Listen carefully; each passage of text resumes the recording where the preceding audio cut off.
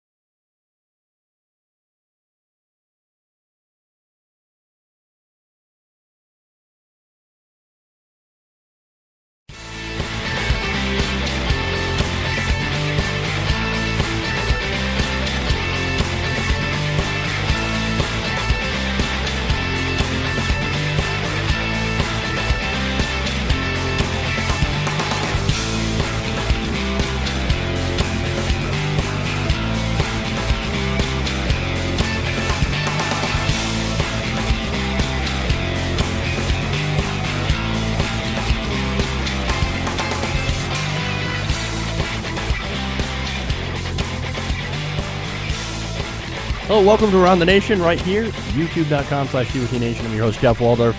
Well, we got a big show for you guys today. Huge. It's going to be bigly, okay? We've got so much big news today. Of course, we're going to talk about O'Reilly. You know what they're doing? They're kicking me out the door. They're kicking me out the door. We got him. Down goes Bill O'Reilly. He's done. He's done. No more Bill O'Reilly. We got that story. In fact, that's the first thing we're going to cover. So we're going to have some fun there. Then yesterday, the Trump supporter suing Donald Trump for him being such a beta cuck. That's interesting. We've got... So biggest segment today. There was a write-up in The Federalist, right? By some guy, I don't know who he is, Don Watkins, who makes a ridiculous argument about people who are pro-income equality, who are against income inequality. He basically says that they're racists, or like racist. It's such an amazing, amazingly tone-deaf argument that I had to go and read through the whole article and then pick out every single point. I'm going to tear this thing apart, and it's going to take like 20 minutes just to go and destroy all of his fallacious arguments. So I can't wait to do that. It's probably the best segment of the day. I'm telling you, man, there's a lot of bullshit in this article, and I'm going to rip it apart. So stay tuned. That's in the middle of the show. Then we've got Alex Jones. Alex Jones, he's totally real. He's totally not fake, except when he's fake. Except when he's an actor. That's fun. And then, of course, corruption in the White House. Ivanka Trump getting more sweetheart business deals in China, of all places. Oh, that's fun. So, again, we got a super fun show today. Trust me, you're going to want to stick around for this, okay? First off, little bit of not really anything new when it comes to the adpocalypse, but I thought I'd just let you know it's still going on. The adpocalypse is still going on. Let me give you some examples. We are still monetized.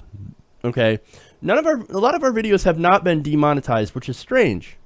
But at the same time, you know when your video is demonetized when you don't have a green dollar sign next to your video. All of them are green, except the fact that when you actually look at it, there are not a lot of ads that are being played. So let me give you an example. Last month we had about 1.5 million views, right? So that's like our new monthly high is about over in between 1 million and 1.5 million views. Not to toot my own horn, but that's pretty fucking cool, right? That's awesome that I've got so many people watching our stuff. Last month when we got that, we had about 671,000 monetized playbacks. That is a lot of playbacks. That means that there's an ad in these videos. Okay. So I look at it this month and I realize we're only halfway through the month. Okay. Up to my numbers anyway. My numbers are about halfway through the month. We have about 700,000 views and somewhere around, get this, 70,000 monetized playbacks. That sounds like a lot, except that each ad pays you literally pennies. Okay, it's not very much money that you get from watching an ad. So if we were to compare this month versus last month, 671,000 monetized playbacks for 1.5 million views. About half that amount of views should be somewhere around 300 to 330,000 monetized playbacks. We are at around 70,000. Disaster. So that is a lot of missed revenue for the channel. So just to kind of wrap it up into the whole point here is that the adpocalypse is still going on. Ad rates are still incredibly low, and even channels that are monetized that haven't been demonetized for talking about things like Syria, for talking about things like controversial topics, which the new rules, of course, they don't like that. Ads are not being played. Even though these videos are monetized, there are ads that are not being played. But videos that are perfectly fine, where some will get 0 ads. And then there are some videos that will get a ton. So it's completely, right now, it is completely broken. YouTube algorithms are broken, what they've done to tinker. And we're not sure when things are going to start returning back to normal or even close.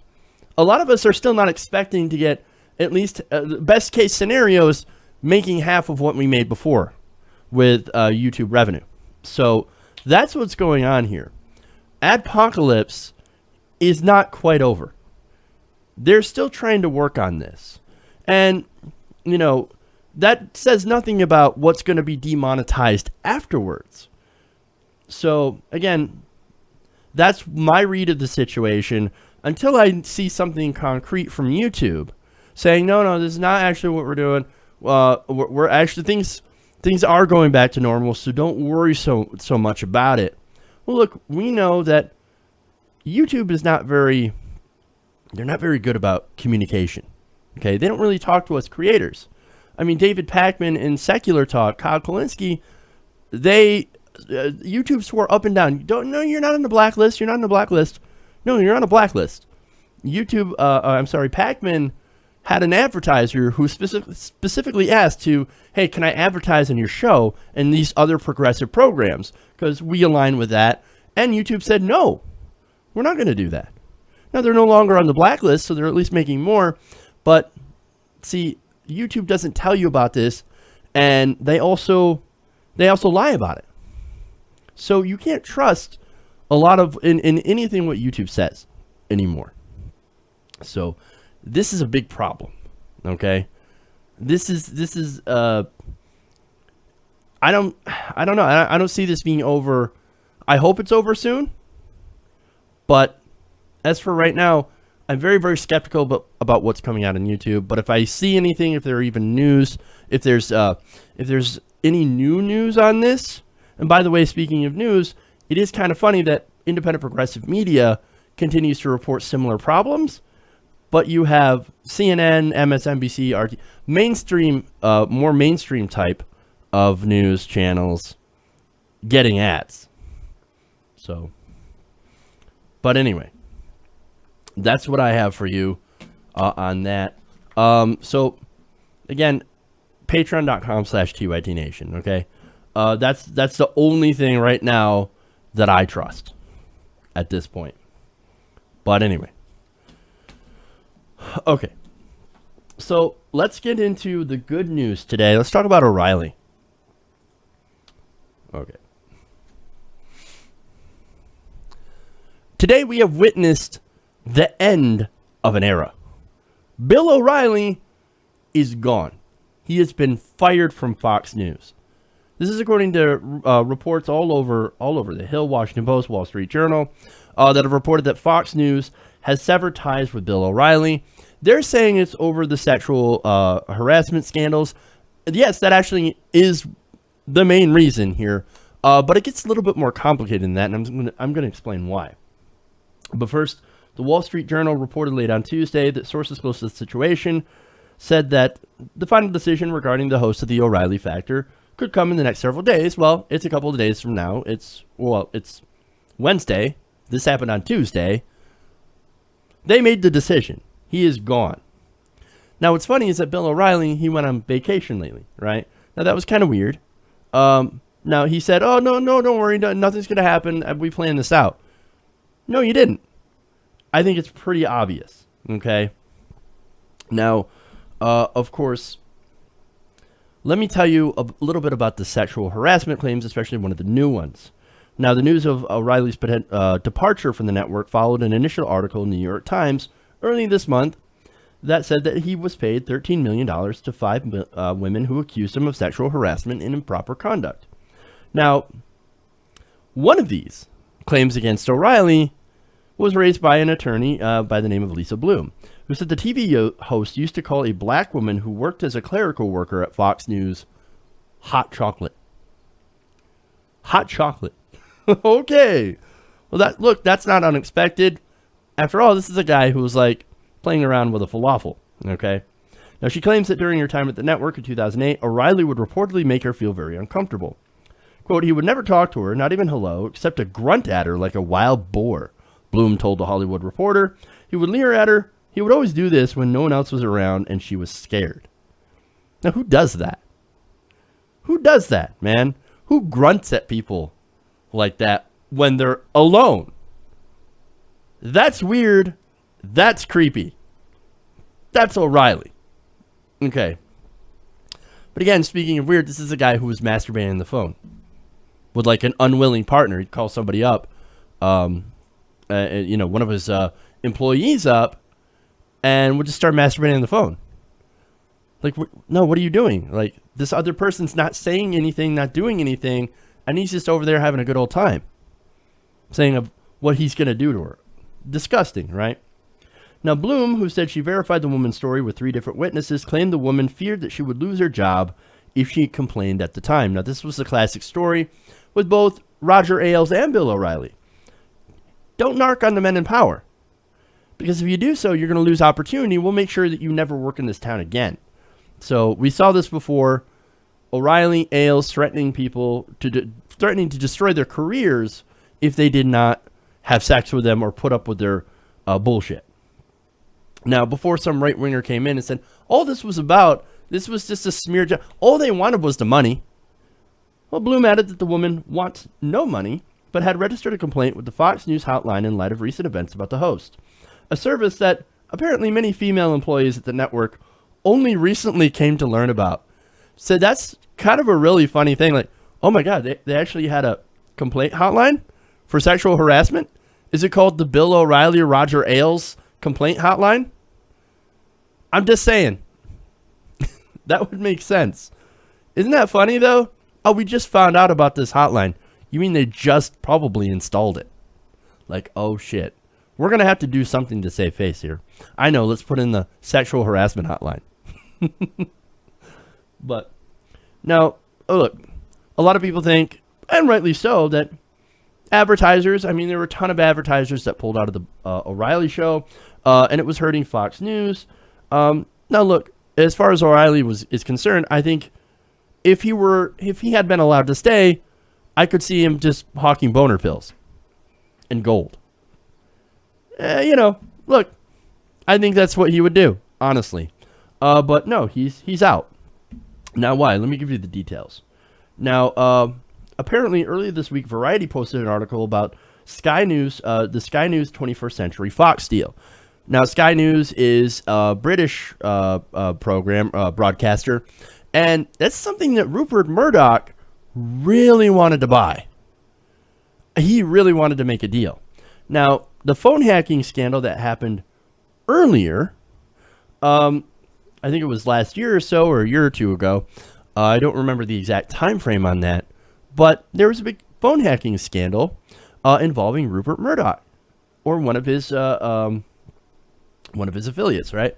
One of the companies he owns. So this prevented 21st Century Fox from being able to buy Sky News. Sky News backed out of the deal. Now that deal's back on the table, or it was back on the table. Now, O'Reilly, unfortunately for Murdoch, and this is before this news came out, O'Reilly's penchant for sexually harassing women with falafels and hot chocolate was getting in the way of that deal. Now, Henry True wrote that this deal had upped the pressure and scrutiny of the Murdoch's handling of the O'Reilly crisis. It had also revived uncomfortable memories of how a previous news scandal, Britain's phone hacking affair, torpedoed their earlier bid to acquire Sky. Critics have also lined up to urge British regulator Ofcom to say no to the new takeover bid. One person who had recently sent a letter to the agency from all the way across the Atlantic was, you recognize this name, Lisa Bloom. Now, she is the attorney that represented women who accused O'Reilly of sexually harassing them. She said, the similarities between the current harassment scandal and the phone hacking scandal reveal the company's approach to business and management, a lack of oversight, intervention, and decency. Yeah, so she also went after Fox News for their utter disregard for the rights of women. Now, earlier, that deal was approved, and now we know that firing O'Reilly was part of that deal. So now 21st Century Fox gets to take over Sky News because Bill O'Reilly is out. So what they did is they essentially put this business deal over their biggest host.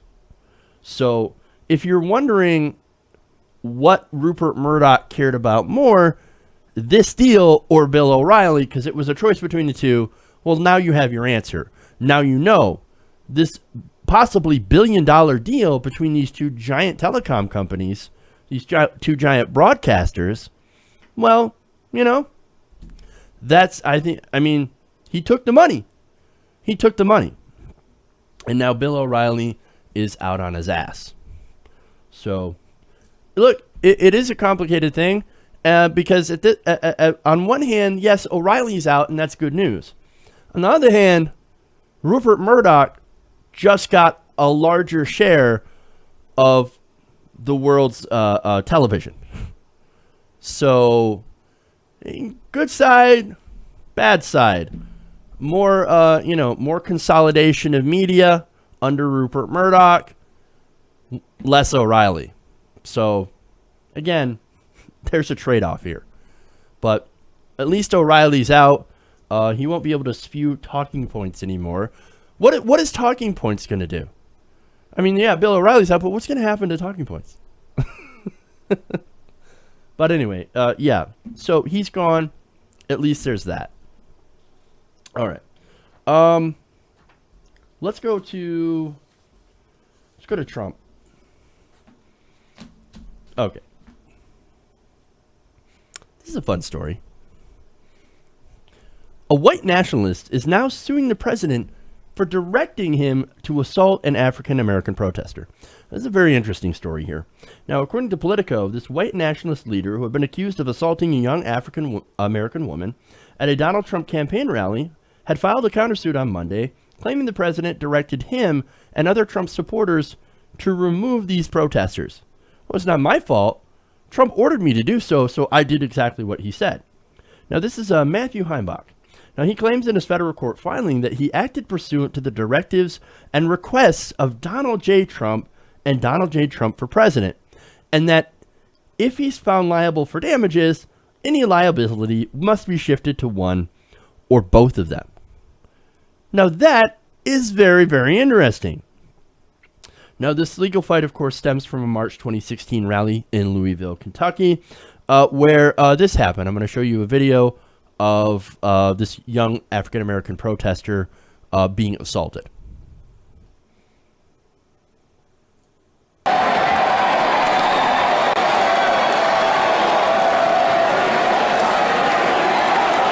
Get out!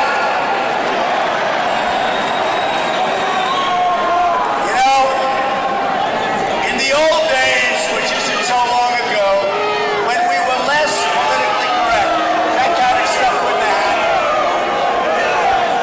Today we have to be so nice, so nice. We always have to be so nice. They asked Ted Cruz at the debate, what do you think of waterboarding? And he's like a basket case. Well, because he didn't want to say yes because it's not nice. We have people chopping off our heads. We have people chopping off the heads of Christians and anybody else. And we're worried about waterboarding. We are going downhill fast. They then looked at me and they said, what do you think of waterboarding? I said, it's absolutely. Okay, so look, the guy in the red MAGA hat, that is Matthew Heimbach. Now, the other guy that you saw later on, well, he comes into the story a little bit later. Now, of course, these protesters, one of them, that young woman there, filed civil assault and battery claims against Heimbach and 2 other Trump supporters and accused Donald Trump of inciting his his supporters. Now, you heard that. He said, get him out of here. Get him out of here. You know, back in the old days, we didn't have to be so nice. Now we have to be nice. Basically, yeah, I would tell them to beat the crap out of you, but I might get in a little bit of trouble. We have to be nice. We have to be nice. Now, one of the other Trump supporters who was suing is Alvin Bamberger. Now, the woman, Kashia Nwanguma, sorry if I butchered your name, joined 2 other protesters and filed this lawsuit against Heimbach, the 2 other Trump supporters, and his campaign. In Heimbach's Monday filing, he denies physically assaulting any protesters, which you just saw the video. He was clearly shoving her. Okay, that is assault.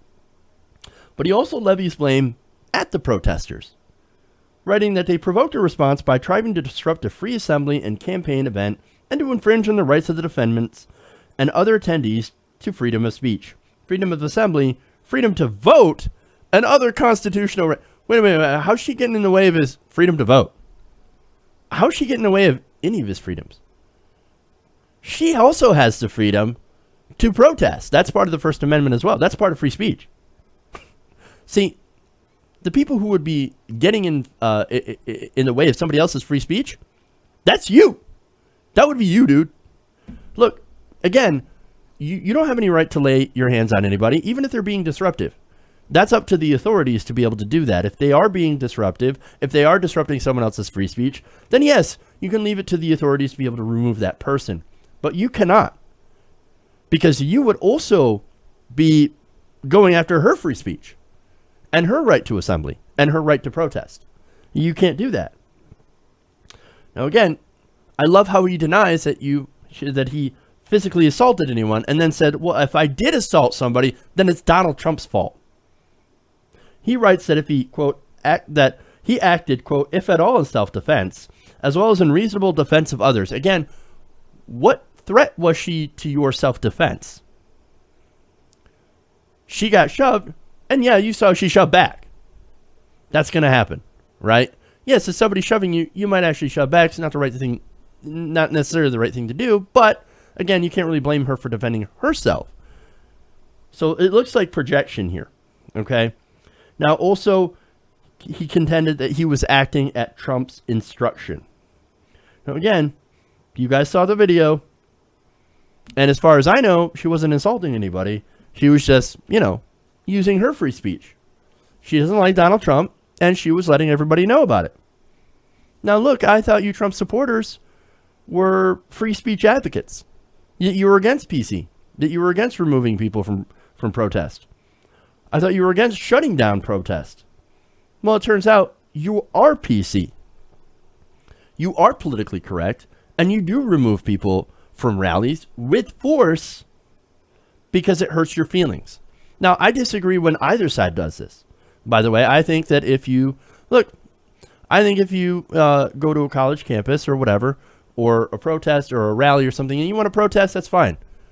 You want to shut it down? Well, that's something different. Don't shut down people's free speech, and don't get pissed when somebody else protests your free speech with their own.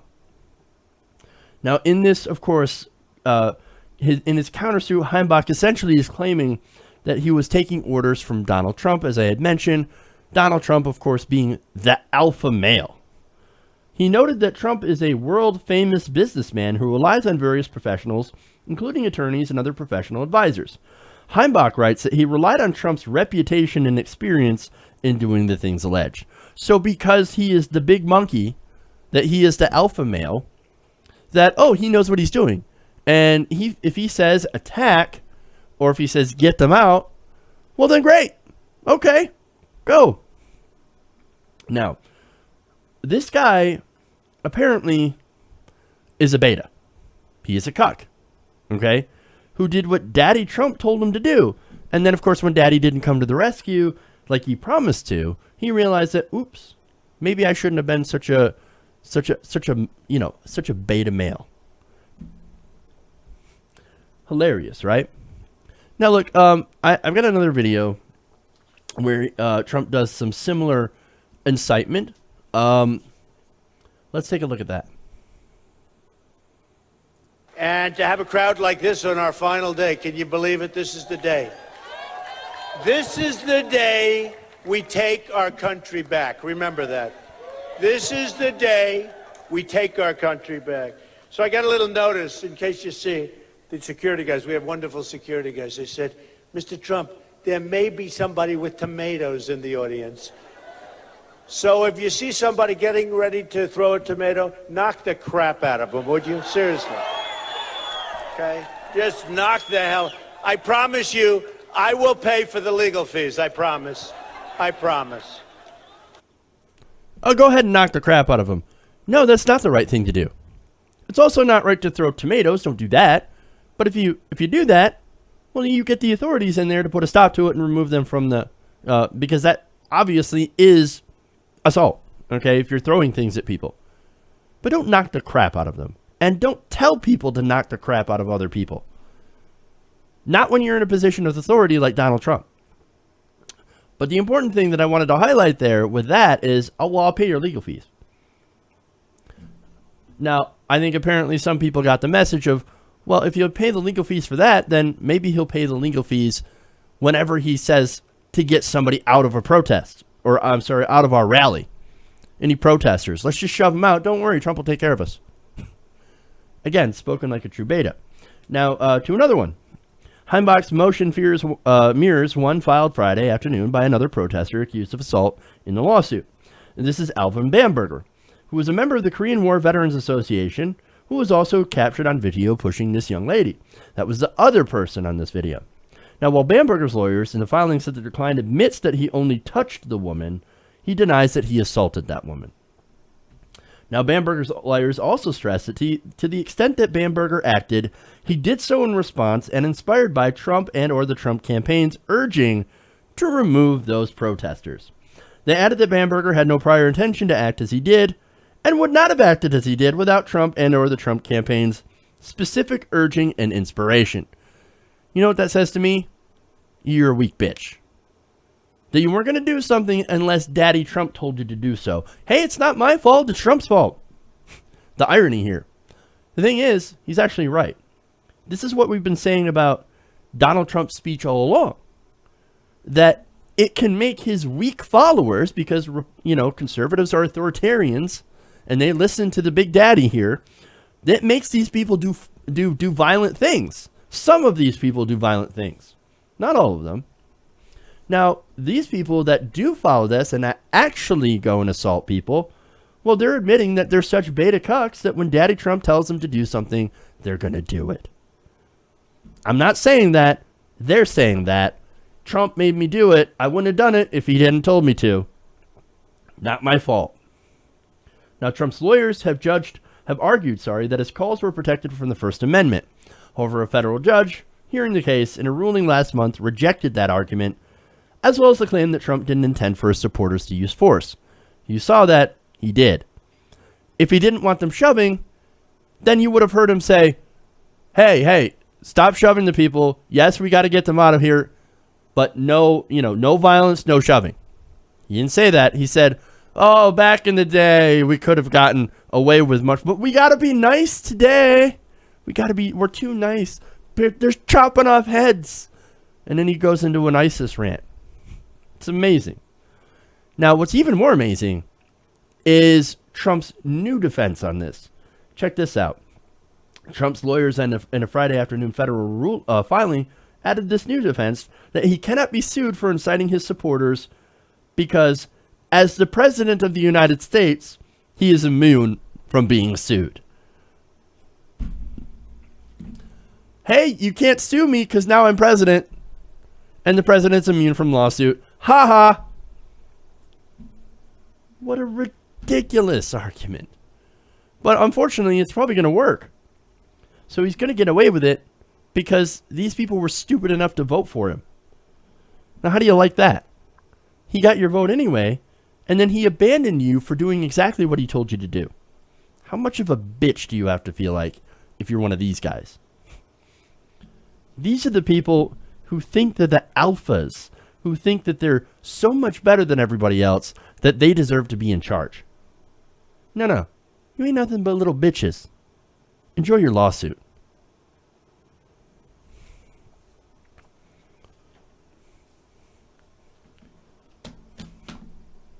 All right.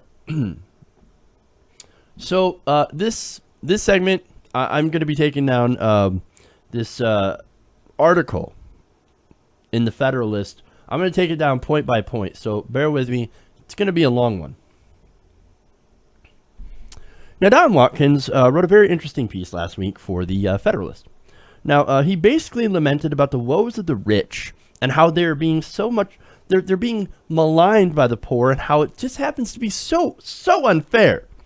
Now, throughout the article, he basically asked, why are you hating and maligning on rich people? Why aren't you thanking us? So here's where he begins. He said, in the wake of the endless controversies surrounding Donald Trump's campaign, it's easy to forget that most of us rightfully pride ourselves in our opposition to racism, sexism, anti-Semitism, and other forms of unjust discrimination. Well, already, okay, I'm there. I'm with you, right? Yes, we are against unjust discrimination. Now, he continues, but we rarely even discuss another prevalent form of prejudice, the demonization and dehumanization of the successful. Wow. So, understand what he's talking about. He thinks that we are dehumanizing and demonizing people who are successful. That's amazing. We demonize people so much. Successful business people. I mean, look, when's the last time a successful business person got elected president or had sycophants like Don Watkins write an article about them? Oops. Oh, right. Okay. Anyway. Now he continues. This prejudice is central to today's chief economic concern, the campaign against income inequality. So, if you're fighting against the massive amounts of income inequality that we have now, which is at record levels and is comparable to the 20s, right before we had a massive economic meltdown, well, don't worry. That's not a real concern. You're just being prejudiced. You're being prejudiced against successful people. Okay. But wait. Before you get mad, Watkins wants to assure you that he doesn't think you're all bigoted. Yes, bigoted. He uses that word. Quote, not everyone worried about our economic challenges is bigoted, of course. There are real problems we should all be concerned about, whether it's declining opportunity, especially for those starting at the bottom, slowing economic progress, the pitiful state of education, or the political favors bestowed on some businesses. Now, and any of the other problems, stagnant wages, declining benefits, the destruction of unions across America, credit card student loan debt hitting its highest levels, by the way, consumer confidence that's not very good, and, while Wall Street and big companies continue to post record profits, no, we're not going to talk about any of that. Those aren't any of the real issues. No. It's like the problems of everyday Americans do not exist for this guy, or in his bubble, or in his world. Now, again, this guy is from the Ayn Rand Institute, so if that explains anything, and he's writing in the Federalist. But anyway, Watkins is going to go into what the real problem is. the double standards for rich people. Now, he starts out by saying, virtually everyone agrees that we should judge people by their actions and the content of their character, not by the real or manufactured sins or shortcomings of other members of whatever group they happen to belong to. Now, maybe he should tell that to the people, and they've done studies of this, who, look, they did a study about resumes with black-sounding names and white-sounding names, right? Now, these resumes were the exact same. They just had different names. You had, like, John Smith versus Shaquille Johnson, right? Now, turns out that the black-sounding names got callbacks at about half the rate of the white-sounding names for the same position with the same qualifications. That seems to be a good example of what you claim to be up against. Now, maybe your job creators, your vaunted job creators, should stop using racist hiring practices. If you could, that'd be super. That'd be great. Now, regarding businessmen, for example, he writes, we should condemn those who lie, cheat, and steal. Okay, I'm with you. But we should condemn them as individuals for their dishonest and predatory actions. By the same token, we should praise individuals who earn their wealth through ingenuity and effort and not make them pay for other people's sins. But that's exactly what we do. See, the problem here is, though, that when you focus on the individual, you're not talking about the system. The system right now that we have is based on predatory capitalism. Now, to thrive in this system, it does kind of help you to lie, cheat, and steal. It's not an endorsement of that system. It's actually quite the opposite. For example, Goldman Sachs paid millions of dollars, got paid millions of dollars for, they had to pay the government millions of dollars for selling line loans to people, okay? So what they did is that they bought up a bunch of questionable mortgages from Countrywide Mortgage, and they sold them to investors. They wrapped them up all nice. They marketed them as sound financial products, even as their own internal investment or assessments had raised concerns about these products. These are not good. These are bad deals. You probably shouldn't sell this. This stuff's going to explode. In fact, these were shitty loans, okay, wrapped up in these securities. Now, who cares? That's what they said. That's what these bankers said. They said, who cares? Let's sell them anyway. We're going to make a lot of money. Well, we saw what happened after they did that. Now, what about Wells Fargo, whose internal pressure for sales led to employees creating fake accounts in customers' names? Nobody got punished for that, by the way, at least nobody at the top. But you have to understand that corporate culture begins at the top, and it trickles down to everyone else. So when you have that kind of environment at the top, that's, hey, make as much money as you can, well, you've got to understand that this kind of behavior is going to be emulated all over the company. So, but anyway, what about all the other less than legal things that a lot of these banks have done to secure a bigger bottom line? What's wrong here is that there is a chase for short-term profit that hurts consumers, destroys banks, jobs, and lives, and also gives out golden parachutes to those who perpetrated these crashes, which rightly give big business CEOs a bad name. Now, we know they're not all like that, but the system tends to favor these people. That's why these banks are as big as they are. That's why they're as powerful as they are, because this system favors that. And of course, they lobby and they change the rules to make sure that the things that they do remain, I guess, legalish, that they can actually do this stuff. They deregulate. Now, as a result, of course, more of these types of people, these types of businesses tend to rise to the top. Now, on that, he writes, what we hear from today's inequality critics is across-the-board denunciations of successful businessmen. Untrue. Sanders contends the business model of Wall Street, which employs hundreds of thousands of productive Americans, is fraud. But it is fraud. That's exactly what it is. Again, that kind of behavior rises to the top because it ends up making them more money. Now here, let's see. He writes a headline for Sean McElway article in Salon tells us rich white people are ruining the planet, which is true. Richard Wilkerson and Kate Pickett write in their popular book, The Spirit Level, that rather than adopting an attitude of gratitude towards the rich, we need to recognize that what a damaging effect they have on the social fabric. Now, he has some arguments to use against this, and this is absolutely ridiculous. He says, replace the rich with Hispanics, women, or Jews in any of those sentences, and ask yourself, isn't this precisely the sort of prejudice we object to when it's targeted at other groups? No. Okay, so let's do that. All right. So rich white people are ruining the planet. He wants you to replace it with women or Jews, right? What kind of ridiculous argument is that?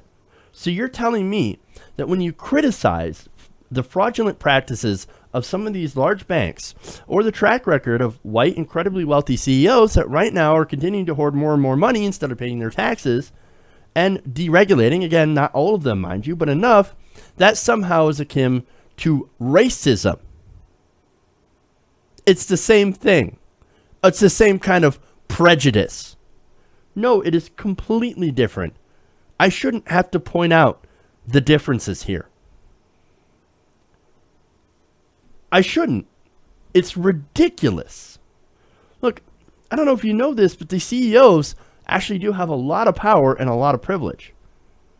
Now, I guess the one right that they do not have, the one privilege that they don't have, is to not get their feelings hurt. And that's what this whole article is. This is this guy saying, you have hurt the feelings of the rich. And we don't like that. Oh, I'm sorry. Sad day. Oh, did you get your fifis hurt? Oh, I'm so sorry. No, I'm not. I'm actually not sorry. And it's okay. It's like it's not like when their feelings get hurt that they can't go and buy a second home to make themselves feel better. While there are, of course, homeless people sleeping on the street. It seems a little hypocritical, okay? And look, I know a lot of wealthy, successful people are not assholes. They're not like this, right? But articles like this, where these ridiculous sycophants to the rich go out and write this, it does not help their cause. It doesn't. What they failed to do is they failed to understand that this kind of article inflames people even more. Because again, when you have wealth, you have privileges that a lot of people do not have. Okay? For one, no debt. That's actually peace of mind that a lot of Americans would really appreciate having right now. And number two, the ability to get the best healthcare in the world. America has the most amazing healthcare system in the world if you can afford it. If you're lucky enough to afford it. It's the same thing with education. America has the best education system in the world if you can afford it. If you have the connections to get into these Ivy League schools. They have these privileges afforded to them not because they're better people, but because of their wealth. While a lot of people right now, the majority in America, right now are afraid that they're going to lose their Medicaid or their Social Security or their health insurance through Obamacare. Okay? This is stuff that they need, but they can barely afford to survive on. But no. Watkins isn't done with his hot garbage of an op-ed, not by a long shot. Next, he touches on the dehumanization of the rich. Quote, prejudice encourages dehumanization and encourages demonizing the other so they are seen as less than human and therefore unworthy of respect. This is precisely what inequality critics are trying to do to the 1%. Oh. Inequality critics, no, they're not doing that. They're actually doing the opposite. You see, the poor and the homeless have been demonized. You don't have to look any further to see that than on Fox News. There's a little famous segment about, are poor people really poor? Robert, I'm just going to give our viewers a quick run-through of what items poor families in America have. 99% of them have a refrigerator. 81% have a microwave. 78% have air conditioning. 63% have cable TV. 54% have cell phones. 48% have a coffee maker. I'm not surprised, they're only about $10. 38% have a computer. 32% have more than 2 TVs. 25% have a dishwasher. Oh my God, poor people have stuff. That means they're not actually poor. Oh my God. This is Look, if that isn't demonization enough of the poor, I have another example from you, for you, and it's going to be again another Fox host that's going to blame poor people for just being bad people, and that's why they're poor.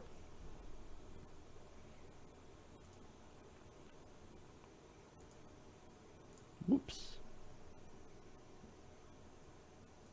True poverty is being driven by personal behavior, not an unfair economic system. So maybe we should have a war against chaotic, irresponsible parents. But America will never launch that kind of war because it's too judgmental and deeply affects the minority precincts. Therefore, cowardly politicians and race hustlers continue to bear false witness that our economic system is at fault rather than bad personal decision making. Talking Points has exposed that ruse before and will again. No matter how much money the government takes from the haves and gives to the have-nots, poverty will not change until personal behavior does. Addictive behavior, laziness, apathy will all override social justice programs. If only if the poor people only made better choices and weren't such lazy, irresponsible people. That's the message that you get from this. We've been demonizing and dehumanizing the poor for, I would wager, much of human history. So, of course, that makes his argument absolutely ridiculous. Because in our society right now, we laud wealth and ascribe certain attributes to people who are wealthy. They are moral. And you'll see that argument later on. They're rugged. They're exceptional. They're individualists, man. They work hard. They're good people. They have entrepreneurial spirit. Now, that's what we laud rich people as. People in poverty, as you saw, they're considered morally flawed in some way. Now, how disconnected is this guy? Incredibly, here's the next piece of his argument that, again, is going to make zero sense. He says a common myth is that you cannot be a victim of injustice unless you are powerless and disadvantaged, or that an injustice is okay if it's aimed at someone who isn't powerless or disadvantaged. But those are nothing more than crude rationalizations for injustice. Now, tell me, what kind of injustices are befalling the wealthy? You had no CEOs that went to jail for crashing the economy and destroying lives, which actually that is the injustice right there. That's not an injustice towards the wealthy. That's an injustice towards everyone else. And the fact that you can go and destroy lives and continue to make millions and millions and billions of dollars, and profit from destroying people's lives and livelihoods and the economy and not get punished for lying and selling bad deals. Well, that's an injustice, but that's not the kind of injustice he's talking about. Okay? No. Another injustice that doesn't happen to rich people. Wealthy people are not targeted by police. In fact, police go out of their way to avoid arresting people in wealthy areas because they are rich and powerful. And there's even a noticeable change in how police treat people who are privileged, who are wealthy, versus those who are not privileged, not wealthy, and oftentimes African American or Latino. For example, I'll go to the report in Baltimore. Now, community members living in the city's wealthier and white neighborhoods told the Justice Department that officers tend to be respectful and responsive to their needs.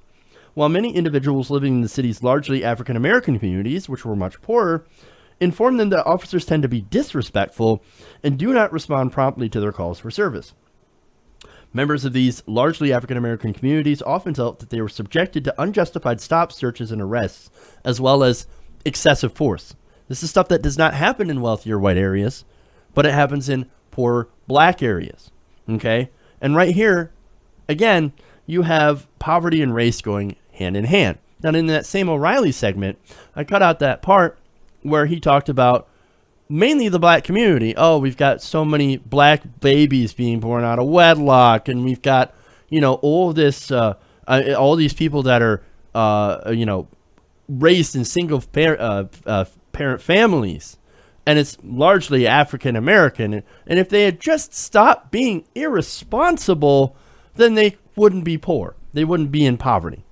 So that's what this is about, right? So you see that you have racism and economic inequality going hand in hand. Now, you don't see this among wealthy white Americans. These are actual injustices, not any injustice going towards the rich. Now, Watkins, of course, has a response for that as well. He says, when I discuss unfair treatment of successful businessmen, I almost always hear comments like, oh, boo-hoo, what do the rich have to complain about? Look at everything they have. This reflects a crass materialism, which amounts to the notion that money solves everything and that no one can be hurt by or object to mistreatment unless he's poor. No. When you have money, if you do get mistreated, it gets taken care of right away. There's no delay in justice. There is always justice. There is not injustice. When you're poor and when you're a minority, well, that's the story is much, much different. See, the whole thing, again, is a ridiculous argument. I know that money can't solve everything. We all know this. But in a lot of cases, it does seem to help. So let's be honest about that. Now he continues. Have we ever stopped to ask ourselves, what if a rich individual's dreams mean as much to him as my dreams do to me? What does that have to do with anything? What if he wants to be respected for his achievements the way I want to be respected for mine? What if he has made himself into a moral human being? Doesn't he deserve respect and admiration? And isn't it an indictment of our society when good people are treated like villains? And this is the crux of the argument here. He's complaining that rich people don't get enough respect. And for what reason should you automatically deserve respect? Because you're rich? Because you're successful? Well, good for you, dude. I don't care. I do care, however, when you use your money to lobby politicians to get special treatment and favors, or when you use your obvious disadvantages to kick the ladder away from those who are desperately trying to climb up it. We tend to have a problem with people who do that. That's why people don't like a lot of rich people, because they happen to do that.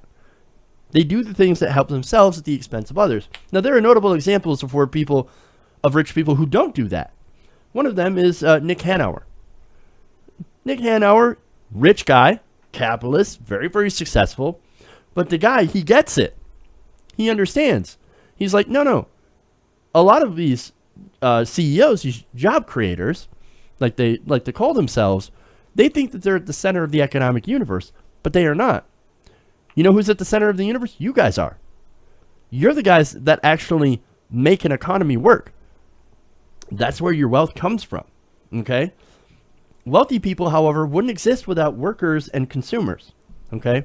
It turns out that without regular people, rich people wouldn't be rich. They would be nothing without us. For example, what good is an entrepreneur if nobody can or chooses to purchase their product? Now, unfortunately, we don't live in a system where that's determinative anymore, because you have some products that are mandated by law, like insurance, that people have to buy. And of course, that ends up putting us at the whims of companies willing to exploit us for more profit. The insurance industry, especially here in Michigan, is an absolute racket, the car insurance industry. And yes, I even have some issues with the individual mandate, though I understand why it's there. And I think it would be much, much better if we were to switch to a single-payer Medicare for all system. But that's a different fight for a different day. Now, again, when it comes to exploitation, well, he's going to get into that. Quote, when prejudice gets injected into the political system, as he believes it is, it leads to the government inflicting tremendous injustices on the victims. More and more, our political system treats economically successful Americans as resources for society's desires, rather than as sovereign individuals with an inalienable right to their own pursuit of happiness. Witness, for example, the plans Democratic candidates have for this country. Free health care, paid for by the rich. Free college, paid for by the rich. Larger Social Security payments, paid for by the rich. Of course, these demands are supported by the claim that the rich aren't paying their fair share. Set aside the fact that affluent Americans bear the vast, vast majority of the tax burden. Let's stop there. You know, it turns out that when you have all the money, yes, you normally end up paying more of the taxes. That's kind of how it happens. And it's not our fault that you sucked up all the money and now you have it all. You have more wealth than most of the country combined in a very, very small amount of hands. Yes, you're going to pay the lion's share of taxes because there's nobody else that has money. You don't understand this fundamental concept, okay? But again, this is a disingenuous argument in itself. Again, wealthy people pay more because they have more. And the reason our system is set up like that, by the way, is because higher taxes will impact them less than, say, if the middle class, the poor, were paying those taxes or more of them. For example, a tax hike in the middle class can be absolutely devastating for their budget. A tax hike in the rich, well, that might mean one less vacation or one less new car or house in their collection. Now, they pay more because it impacts them less, because they have more resources, okay? For example, if you made $10 million last year and you paid $5 million in taxes, well, holy crap, that sounds like, that's 50% of my earnings. You are taking 50% of my earnings. Well, guess what? You still have $5 million. You are going to be okay. You are not going to starve on that. You are not going to lose your home on that. You're not going to have to skip out on your electricity bill to pay your taxes. That happens to middle class households. That happens to poor households. Okay? That's the problem here. But he ignores all that in order to try to make a moral case. Do we ever so much ask, did they honestly earn their money? Did they gain it by dealing voluntarily with other people through an incalculable number of win-win trades? Don't they have a right to use their wealth to pursue their own hopes and dreams? The same way we each have a right to use our wealth to pursue our hopes and dreams.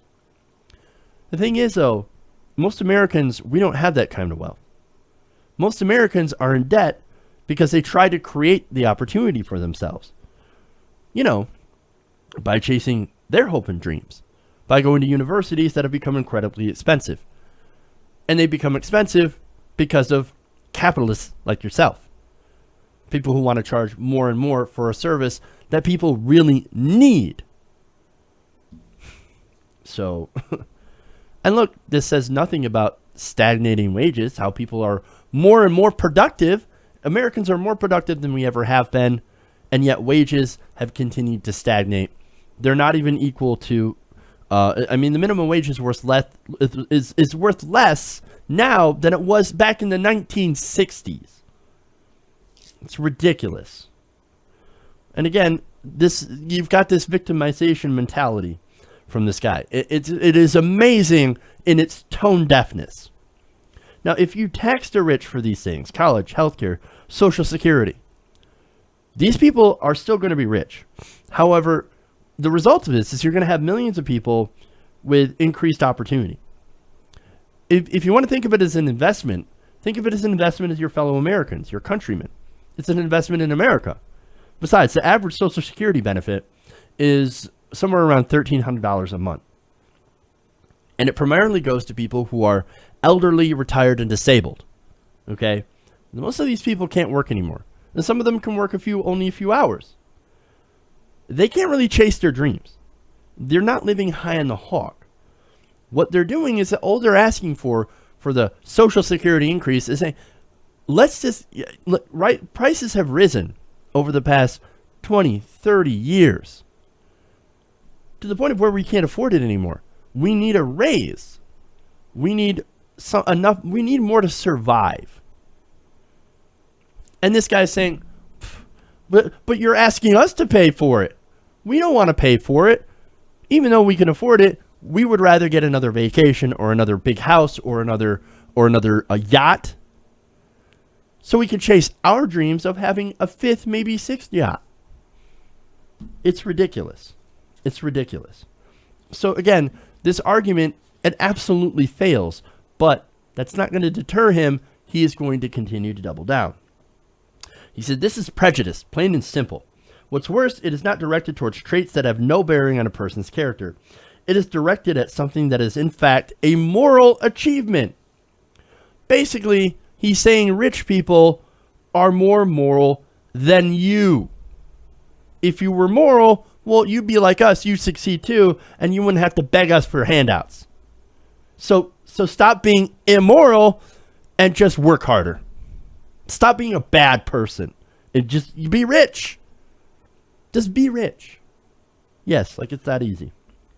He said, business success, that is, making a profit through productive achievement, not special favors from Washington, is something that deserves our respect and admiration.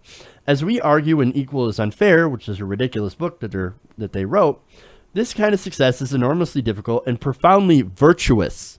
It is virtuous. Except that he tends to ignore that, again, this isn't a moral issue. And if it is a moral issue, then why would you look at poor people and think, why don't we help them? That's the moral thing to do. But their morality is skewed. They think that, no, rich people deserve all the money. Poor people don't, because they're not moral people. They're not good people. They're bad people, and they deserve what they get. That's their morality. It is warped. It is different from regular people's morality. Okay? Now, he also, again, ignores the people who got to a wealthy position without actually having to do anything. For example, Paris Hilton. Did Paris Hilton build a business? No. She inherited a ton of money and basically did nothing.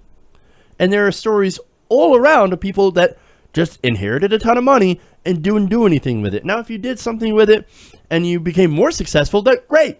Great. We love you for that. Okay. Keep doing what you're doing. Right, do you, boo. Right? But the people who don't do anything, well, you're not moral. You're not more moral than me. You're not better than me. You're not better than any of us. You're just somebody who got born on third base and thought they hit a triple. That's what's going on here. Okay? We have a group of people that are essentially trust fund babies that have not earned that wealth. Their parents earned that wealth, so they deserve no extra respect for that achievement. They are not, again, more moral. And look, I have a big issue, by the way, with ascribing wealth to morality in the first place. Money is essentially fake. This isn't real. It's a human construct, right? Having more of something that is essentially not real, it doesn't actually make you a better human being. It just doesn't. And money, of course, was supposed to be an intermediary for barter. All it was is to replace an inefficient barter system with something that's universally accepted among everybody who has to trade, everybody who needs goods and services, which is everybody. Now it's become nothing more than a moral status symbol. Well, if you have more money, you are a better person by default. That is not true. That is not true. That is ridiculous and is fundamentally wrong. You who have more wealth are not better people because of it. Just like people who have less, they are not worse people. Now, he ends it by saying, it's time we stopped saying screw you and started saying thank you. Thank you for what? Economic depressions? Boom and bust cycles? Rampant poverty? Ecological destruction? Oppression of people around the world? For cheap products? Governments that are purchased and don't represent us? No. No, thank you. I'm not going to thank you for that. Do you want to get right by people? You want to rehabilitate your image? Then stop being greedy. Stop pretending that you're a victim and start doing the right thing by helping your fellow man, by allowing some of that wealth to go to other people who are in need for the good of all Americans and not just you and yourself. Unfortunately, they're never going to do that. There are some that will. There are some that do good work right now. But I think the majority right now is that they're not going to do so because, again, they think that they're more moral. They think that they're better than everybody else. And this is the thing, unfortunately, that is the thing that these people and people like Don Watkins rail so hard against. Okay, damn. Excuse me. I told you that was going to be a long takedown. Okay. Let me, I got a couple more stories. I told you we were going to run late. Big show. All right. So we're going to get these, we're going to get these two stories in. If it kills me. All right.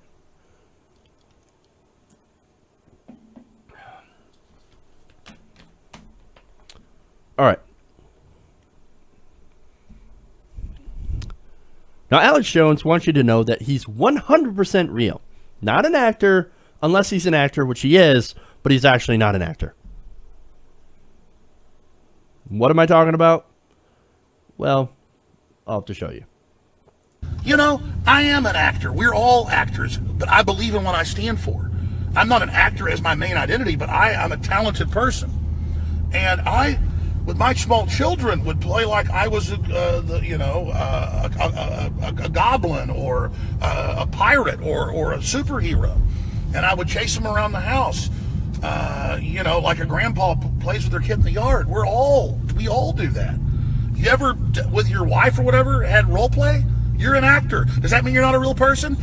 It's the war on knowledge, the war on intellect. So I had a guy walk over to me and prancing. And they're prancing online going, finally you admit it's all fake, none of it's real. Yeah, Brexit's fake. Taking down the New World Order's fake. Getting all the gun laws repealed, that's not happening. No, it's happening.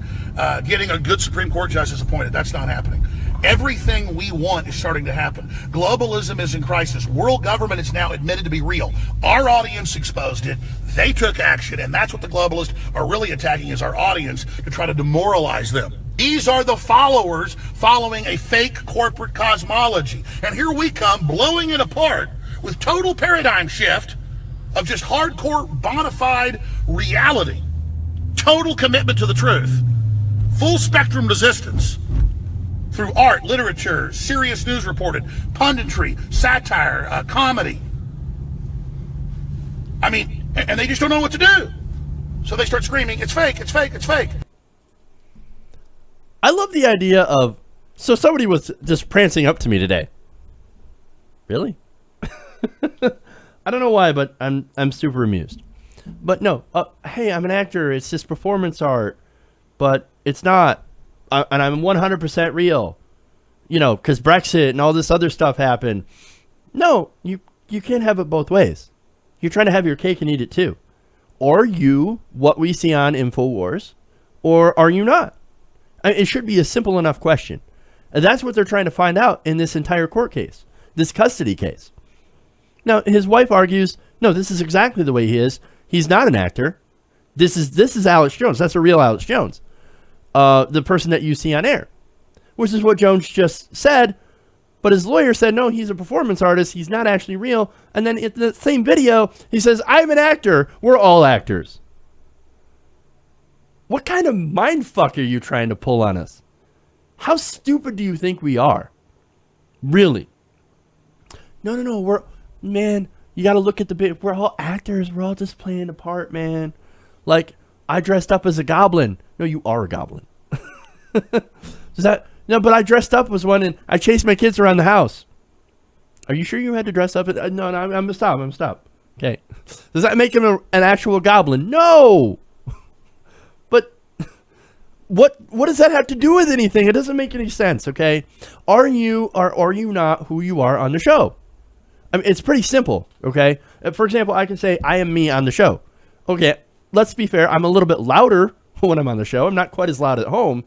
But nonetheless, my wife's had to tell me, hey, tone it down, dude. You're not talking to your, you're not on the show. You're not talking to your audience. Sorry, dear. Didn't mean to get a little loud. But look, I'm me. Now, if Jones is like he said, is 100% real in himself on the show and off the show, well, that seems to be deeply problematic because he comes off as a crazy person. Now, when he says, I 100% believe this, right? Let me give you an example of what he believes, and this is my favorite video. It is in context. Let's take a look.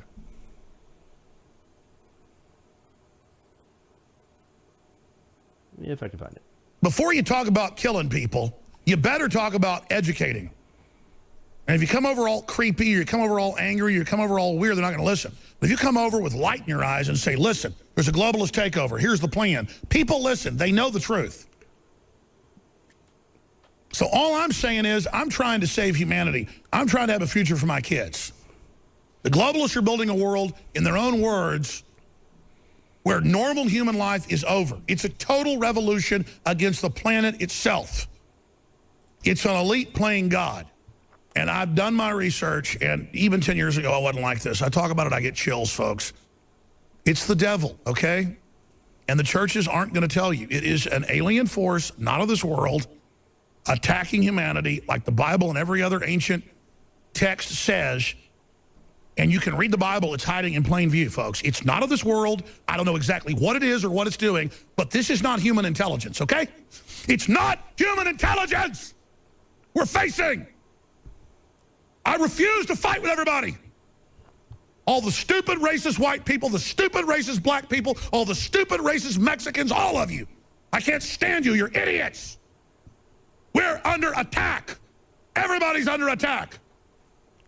The elite hate Trump. Let me tell you, if he is a psyop, he's the most sophisticated one I ever saw. And even if he is, he's a revelation of the awakening, and they're having to pull this trick to try to divert us.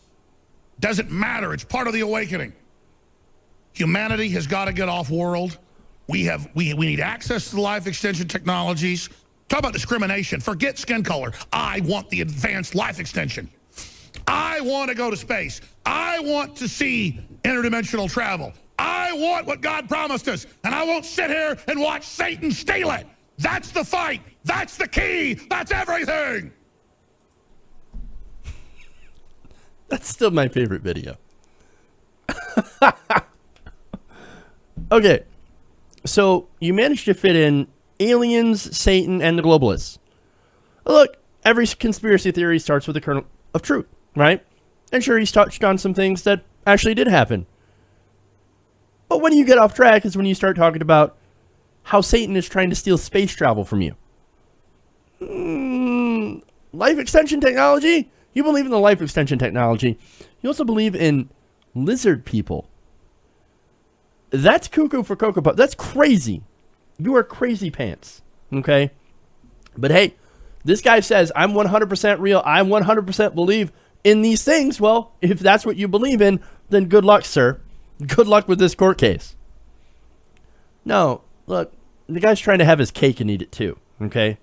No, his lawyer says, oh, then that's not real. That's performance art. All the stuff about the aliens and the devil trying to steal your warp drive. I mean, all that stuff. No, not real. It's just performance art. But wait, you have Jones saying the opposite. No, everything. I believe in everything. Come on, man. You cannot have it both ways. Either you are an unstable nutcase or you are a fraud. Either way, the truth is going to come out at some point, and ain't nobody going to be happy. Hoy. Alex Jones, man. When are the little green men gonna come pick him up? I'm telling you. It's got to be soon. I could make fun of him all day, but I'm not going to do that. We are massively out of time. But I'm still going to bring you one more story. Because that's how we roll here. Okay? There's a real quick one on Ivanka. Now, the Trump family continues to use this position to favor its businesses over other people's business. Now, of course, that's a no-no. Now, let me give you an example. Recently, it was reported that President Trump's daughter, Ivanka Trump, won provisional approval for 3 different trademarks in China on the same day she happened to have dinner with China's president. No, there's nothing, I don't see anything wrong with that. I mean, you ask a Trump supporter, I don't see anything wrong with that. That's smart. I mean, it's just a coincidence. It's a coincidence. Is it, though? Well, the Associated Press, via the Boston Globe, reported that earlier this month, Ivanka Trump's company won provisional approval from the Chinese government for 3 new trademarks, giving it monopoly rights to sell Ivanka brand jewelry, bags, and spa services in the world's second largest economy. No, that's got nothing to do with her being in the White House and meeting with President Xi. It's got nothing to do with that.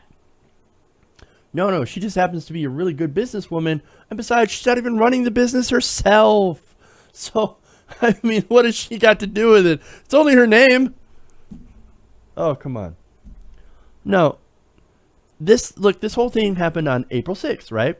Which was the same day, again, that President Xi came up to visit Mar-a-Lago. So he was in Mar-a-Lago, the Winter White House. No, it's all coincidence. No, there's absolutely no question what happened here. Ivanka, again, might not be running her own businesses, but again, this cannot be a coincidence. Look, if you're going to do corruption, at least be smart about it. And we're not stupid. We're paying attention here. If you're going to do corruption, at least not wave it right in our face. No, that's the thing. They're shoving it in our face and they're saying, ha ha, we're going to get to do corruption. We're the most powerful family in the United States, on the planet Earth. We're the most powerful family, and we're going to do corruption, and we're going to laugh at you while we're doing it. And there's nothing you can do about it. Oh, drain the swamp? No.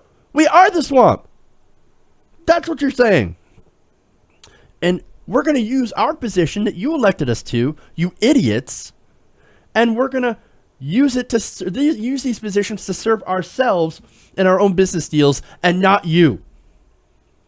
You made this big deal about, President Trump made this big deal about Buy American. No. They're making deals with China. Buy American, except that we're not. Except we're going to make deals with China. We're going to make deals with other countries. Oh, come on. Look, and if you think that Ivanka Trump isn't at all interested in helping to grow her own business and would use that position, well, come on. You can't be dumb enough to believe that. You could try to do as many mental gymnastics as you can. But at the end of the day, you are not stupid enough. Nobody's stupid enough to believe that they're not going to use these positions to benefit themselves. This is obvious corruptions. Sitting in on meetings with foreign leaders and getting special deals for their business. Do you think the Trumps are above that? You think human beings are above that? You don't know people. People suck. That's why you need rules to keep them in check. And that's why rules need to be enforced. That's why you need to divest from your businesses and, make sure that you don't have these conflicts of interest. Because that's what they call them, conflicts of interest. Because you have an interest in this. And it creates a conflict with your job, which is supposed to be a public servant. You're supposed to serve us, not yourself. But obviously, they're not going to go in that direction. They're going to go in the direction of serving ourselves. Now, this is going to run into the emoluments clause, right, in the Constitution. Now, that says that no person holding any office of profit or trust under the United States shall, without the consent of Congress, accept any present, emolument, office, or title of the kind, whatever, from any king, prince, or foreign state. Now, Ivanka is like, oh, don't worry, I can get around this because they're not actually paying me to be a White House advisor. So I'm not actually getting any money from this, but I'm in a position to go and talk to foreign leaders, which will ultimately help my business, which I'm not currently running. I have left to somebody who was a friend of mine, who was an associate of mine, but I'm actually supposed to know what's going on. That's the cover, right? Yes, she holds a position in the White House. It is an unpaid position, but it's still an official position. This is deeply wrong. Even if it's not illegal, it's deeply troubling. I mean, for example, you have people who are former Bush appointees. These people know corruption, right? Coming out and saying, wow, man, this is way more than we are used to doing, okay? This is way out of line. You have Richard Painter, who served as chief White House ethics lawyer under former President George W. Bush. Again, he was the ethics lawyer under George W. Bush. If that says anything. Tells the Associated Press that Ivanka should stop seeking valuable overseas trademarks at the same time that she's an unpaid official to the Trump White House. No kidding. Quote, put the business on hold and stop trying to get trademarks while you're in government, he said. Thing is, that's good advice, but do you think she's actually going to do it? No. If she doesn't, and she gets away with it, and her father does the same thing, and gets away with that, well, then why would either of them stop? You've just shown that you can break the rules and not be punished for it. So why wouldn't you just keep breaking the rules in order to enrich yourselves? It wouldn't make any sense to stop. Oh, fuck, if they're not going to come after me for doing this, then I'm just going to do it more, because that's going to mean I'm going to get richer when I'm out of office. Why would you stop? There has to be some sort of rules. There has to be some sort of enforcement, okay? Look, but that's what they're doing, okay? See, the Trumps, they're all about using these positions to enrich themselves. That's all they have ever done. And unfortunately, that is all they will continue to do. Most corrupt family in the White House.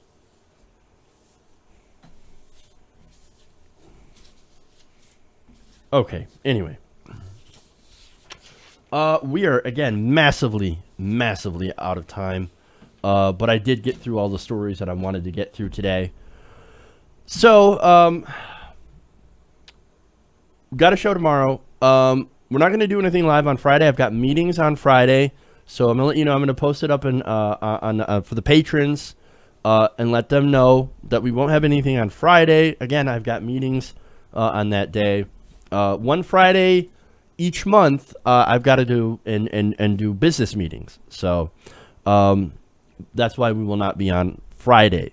So business meetings happen to be on the same time as the show would be on. So again, that's why we have that issue. But we will have a great show for you tomorrow. So make sure to join us tomorrow, 3 p.m. Eastern, right here, TYT Nation. If you haven't already, please subscribe and consider becoming a patron. Patreon.com/TYT Nation. Help continue to keep the show going and growing, especially in the midst of YouTube or adpocalypse. And again, thank you to those who have donated. I appreciate it. Love you guys. You'll get the full show unedited up where you can watch it anytime. And of course, I'll be working on other things to make being a patron even better. So thank you so much. Again, I love you guys. And remember, change begins with you. Good night, TYT Nation.